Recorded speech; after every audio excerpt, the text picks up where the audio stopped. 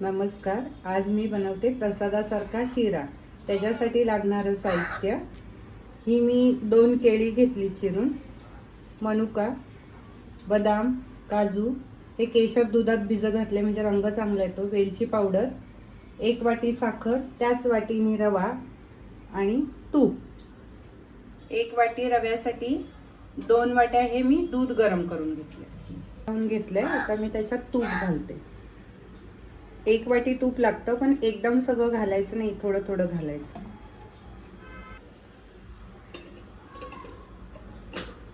तूप चांगलं तापलंय. आता आपण त्याच्यात रवा घालू.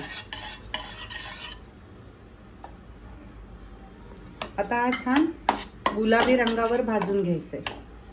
हा पण मस्त गुलाबी रंग येईस्तोपर्यंत भाजायचंय. परत आता 1 चमचा तूप घातलंय मी आणि मस्त मंद गॅसवर तो भाजायचा. असं मस्त गुलाबी रंगापर्यंत होत आलंय. आता त्याच्यात मी बदाम आणि काजू घालते, म्हणजे ते थोडे तुपामध्ये भाजले जातील.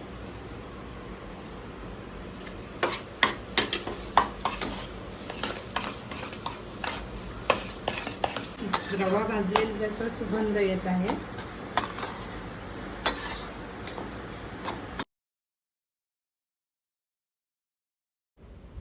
आता मी त्याच्यात कापलेली केळी घालते आणि मग ती चांगली मिक्स करून घेते. अशा प्रकारे आपण त्याच्यात केळं छान भाजून घेतलंय. निम्मे रवा फुललाय त्याच्यात केळ्याच्या ह्यानी. आता ह्याच्यात मी बेदाणे घालते. आता हे मस्त एकजीव झालंय. आता त्यात थोडं थोडं करून दूध घालणार आहे, म्हणजे उडत नाही. गरम करून घेतलंय दूध.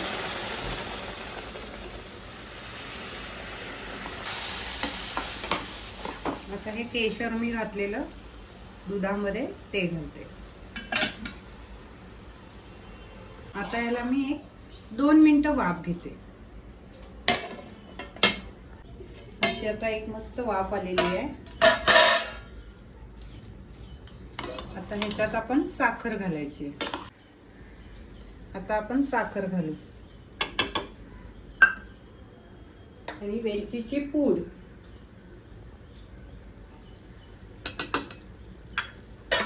आता 5 मिनिटं हे व्यवस्थित साखर ढवळून घ्यायची आहे आणि मग वरून 1 चमचा तूप घालायचं की झालं आपला प्रसादाचा शिरा रेडी. आता 1 चमचा तूप घालते. अशा प्रकारे आपला प्रसादाचा शिरा रेडी झाला.